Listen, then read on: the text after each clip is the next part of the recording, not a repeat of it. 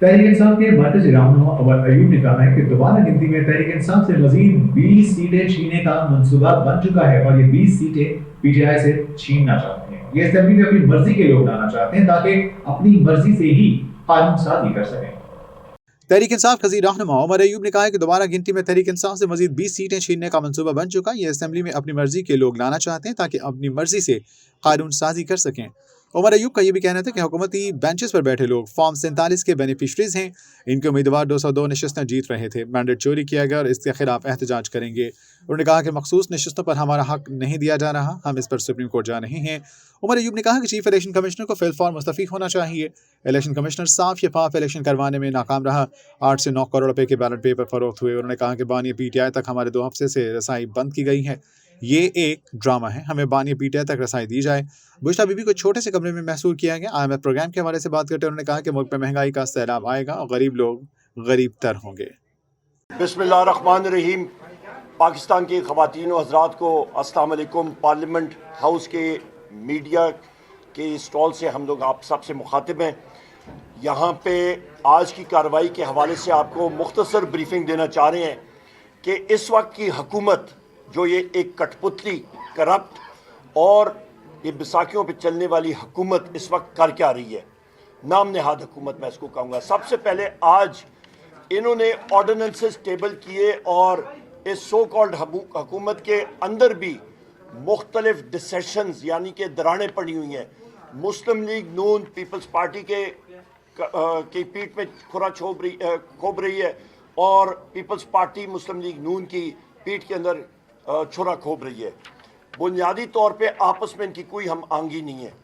آج انہوں نے آرڈیننسز فلور کے اوپر لے کیے اور آج کا اجلاس اسی لیے آیا.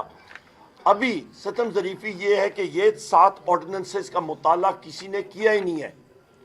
بشمول اپوزیشن کے کسی کو معلوم نہیں ہے کہ اس پہ مسئلہ کیا ہے, اس پہ کیا ترامیم کرنے جا رہے ہیں.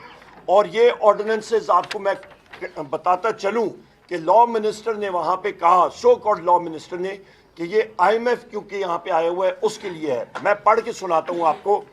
Pakistan broadcasting corporation, Pakistan national shipping corporation, Pakistan postal services management board, national highway authority, criminal law کا IMF سے کیا تعلق خواتین و حضرات, privatisation commission, establishment of telecommunication appellate tribunal ordinance. اس پہ لب لباب عام فہم زبان میں آپ کو بتاتا چلوں, جو نجکاری کا شعبہ ہے اس میں کھربوں روپے کی نجکاری جو ہے وہ پائپ لائن میں ہے. یہ کرنا کیا چاہ رہے ہیں اور فلور آف دا ہاؤس پہ میں نے یہ پڑھ کے سنایا وہ قانون کی شک جس کے اوپر لا منسٹر نے کوئی تسلی بخش جواب نہیں دیا.